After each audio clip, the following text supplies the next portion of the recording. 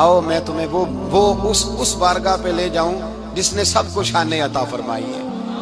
حضرت ابوبکر صدیق رضی اللہ تعالیٰ عنہ خلیفۃ المسلمین بنے، خلیفہ بنے تو سویرے جس رات خلیفہ بنے سویرے سر پہ ٹوکری رکھی، منڈی کی طرف جا رہے ہیں۔ حضرت عمر فاروق رضی اللہ تعالیٰ عنہ مولا علی شیر خدا کو کسی نے بتایا کہ وہ تمہارا خلیفہ تو جا رہا ہے مزدوری کرنے، وہ تو جا رہا ہے کمائی کرنے۔ حضرت علی شیر خدا مولا کائنات جناب فاروق اعظم دونوں نے رستے میں روکا کہ ابوبکر کہاں جا رہے ہو؟ فرمانے لگے کام کرنے جا رہا ہوں، مزدوری کروں گا، منڈی میں جاؤں گا، تجارت کرتا تھا اس کو جاری رکھوں گا، بچوں کا پیٹ بھی تو پالنا ہے۔ اب تمہاری حکومت کے پیچھے بچے تو نہیں نا بھوکے مروا لینے، میں نے کچھ کرنا تو ہے۔ حضرت عمر کہنے لگے چلا آ کے بیٹھ، ہم صحابہ کو اکٹھا کرتے ہیں اور مال غنیمت سے تیرا وظیفہ لگاتے ہیں، آپ کو وظیفہ ملے گا ماہانہ، تو آپ بیٹھ کر کے مسجد میں تو ڈیوٹی کریں۔ بیٹھ گئے، مشاورت ہوئی تو حضرت ابوبکر صدیق رضی اللہ تعالیٰ عنہ سے پوچھنے لگے جناب بتلائیے آپ کا کتنا وظیفہ لگایا جائے؟ تو حضرت ابوبکر صدیق فرمانے لگے اتنا لگا دو جتنی ایک مزدور کی تنخواہ ہوتی ہے۔ تو ایک صحابی بول کے بڑے میٹھے اور دھیمے لہجے میں کہنے لگے ابوبکر اگر تیرا گزارا نہ ہوا تو، اگر تیرا گزارا نہ ہوا تو حضرت ابوبکر صدیق فرمانے لگے اگر میرا گزارا نہ ہوا تو میں مزدوروں کی تنخواہوں میں اضافہ کر دوں گا، اگر مزدوروں کے گھر جلنے لگیں گے تو میرا بھی چلے گا، میں ان کی تنخواہیں بڑھاؤں گا صرف اپنی۔ تو مزدور کے حقوق کا تعین کیا۔ سب سے پہلے تو میرے نبی پاک علیہ السلام نے منع فرمایا، فرمایا جس کو مزدوری پر رکھو پہلے اس کے ساتھ اجرت طے کرو۔ حضور صلی اللہ علیہ وسلم نے فرمایا جب تک اجرت واضح نہ ہو جاؤ کسی کو کام پر، جب تک اجرت واضح نہ ہو جائے، مکمل نہ ہو جائے کہ کیا دینا ہے، طے کریں۔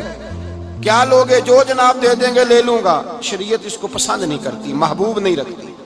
پہلے اس کے ساتھ پہلا حق مزدور کو یہ دیا کہ اس کی اجرت پہلے، بولیے اجرت پہلے اجرت طے ہوگی، یہ پہلا حق ہے۔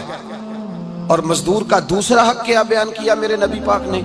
فرمایا جب، اور یہ ایسی اعلیٰ بات ہے کہ جتنے حقوق لکھنے والے ہیں نا، جتنے بین الاقوامی سطح پر انسانی حقوق کا چارٹر بنانے والے ہیں، وہ کہتے ہیں کہ یہ ایسا نقطہ حضور نے بیان کر دیا ہے کہ اس سے آگے کو بڑھ ہی نہیں سکتا، یہ ایسی بات ہے کہ جس کی شرح بھی کوئی نہیں کر سکتا۔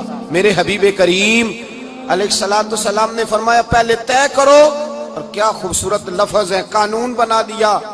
فرمایا جب مزدور مزدوری کر لے تو اس کا پسینہ خشک ہونے سے پہلے اسے ادا کر دینا، اس کا پسینہ خشک ہونے سے پہلے اسے اس کی مزدوری دے دو۔ ایک صحابی اپنے خادم غلام کو مار رہے تھے تو میرے نبی پاک تشریف لائے، فرمایا کیوں اسے مار رہا ہے؟ حضور غلطیاں بڑی کرتا ہے۔ تو نبی پاک نے فرمایا جتنا تجھے اس پر اختیار ہے نا اس سے کہیں بڑھ کر میرے رب کو تیرے اوپر بڑا اختیار ہے۔ کہا حضور یہ بڑی غلطی کرتا ہے، میں آخر کتنا معاف کروں؟ تو حضور نے فرمایا اتنا معاف کر جتنا میرا رب تجھے معاف فرماتا ہے۔ پتہ ہے تیری صبح سے لے کر شام تک کتنی کوتاہیاں ہیں، درگزر کا حکم دیا۔ پہلا حق یہ دیا مزدوری طے کرو، دوسرا حق یہ دیا پسینہ خشک ہونے سے پہلے ادا کرو، تیسرا حق یہ دیا کہ اس سے درگزر کرو، غلطی ہو جائے تو درگزر کرو۔ تو یا رسول اللہ مزدوری کتنی دیں؟ میرے نبی پاک بخاری مسلم حضور سید عالم صلی اللہ علیہ وسلم نے فرمایا مزدور کا حق بیان کیا نبی پاک نے، اور ایک بات ارشاد فرمائی تو اس کے اندر کئی پہلو، ایک حدیث میں کئی پہلو بیان فرمائے۔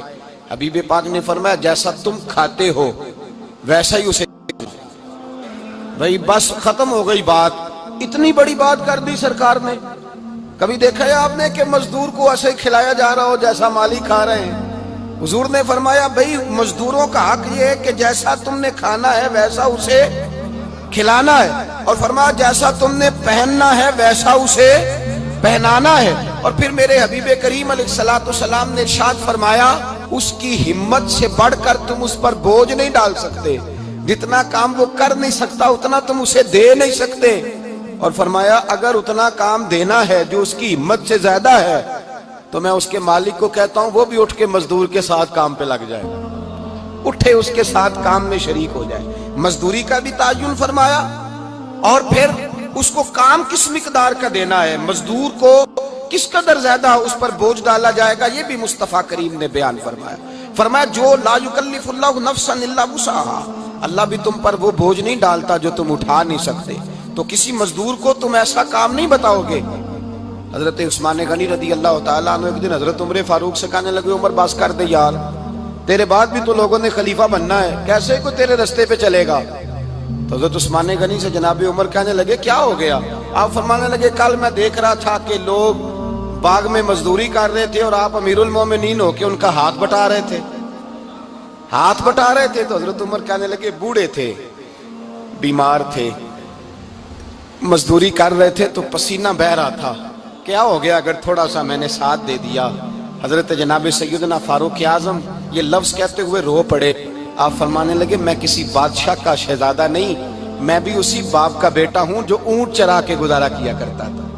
میں نے آگے بڑھ کے لوگ حیثیت بھول جاتے ہیں، اپنی حیثیت بھول جاتے ہیں۔ اللہ تبارک و تعالیٰ جب کچھ عطا کرتا ہے ان کا رویہ اپنے ماتحتوں کے ساتھ اتنا سخت اور جابرانہ آمرانہ ہو جاتا ہے، اس قدر زیادہ ان کے لب و لہجے میں کڑواہٹ آ جاتی ہے، اس قدر زیادہ ان کی طبیعتوں کے اندر سختی اور غرور بھر جاتا ہے کہ وہ احساس ہی نہیں کرتے کہ جو سامنے بیٹھا ہے وہ بڑا ایک دکھی انسان ہے اور وہ تکلیف میں ہے، وہ آزمائش میں اپنے آپ کو مبتلا سمجھ رہا ہے۔ حضرت ابو ذر غفاری رضی اللہ تعالیٰ عنہ فرماتے ہیں میں اپنے ماتحتوں کے حق میں بڑا سخت تھا، سخت تھی میری طبیعت، میرے غلاموں کی جرت ہی نہیں تھی کہ وہ میرے سامنے گفتگو کر سکیں اور ٹھہر بھی سکیں۔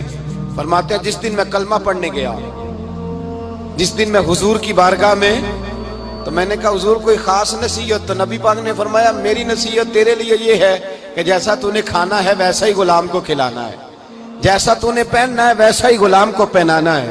حضرت ابو ذر کہتے ہیں جو میرے اندر کمی تھی وہی میرے نبی نے نصیحت کر دی، جو میرے اندر کوتاہی تھی وہی غیب جاننے والے رسول نے بتلا دی۔ فرماتے ہیں میں گھر گیا، جب میں جاتا تھا تو ملازموں کا سانس خشک ہو جاتا تھا، وہ کانپنے ہانپنے لگتے تھے کہ جانے اب یہ کیا کرے گا۔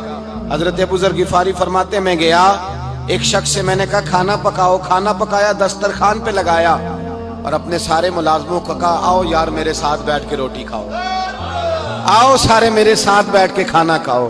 فرماتے ہیں انہوں نے کھانا کھایا، پھر میں ان کو بازار لے گیا، جیسے کپڑے میں پہنتا تھا ویسے میں نے ان کے لیے بھی خریدے۔ فرماتے ہیں میرے غلام کہنے لگے آقا خیر تو ہے نا، خیریت تو ہے نا، کیا ہوا؟ مزاج مبارک تو ٹھیک ہے، کیا ہو گیا؟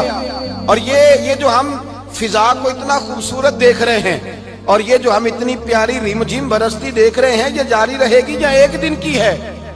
تو حضرت ابو ذر غفاری رو پڑے، کہنے لگے اب تمہیں ابو ذر غفاری بدلا ہوا ملے گا، اس لیے کہ اب میں وہ نہیں رہا، اب میں رسول اللہ کا کلمہ پڑھ کے غلام مصطفیٰ بن گیا ہوں، اب میں بدل گیا ہوں، میری طبیعت بدل گئی۔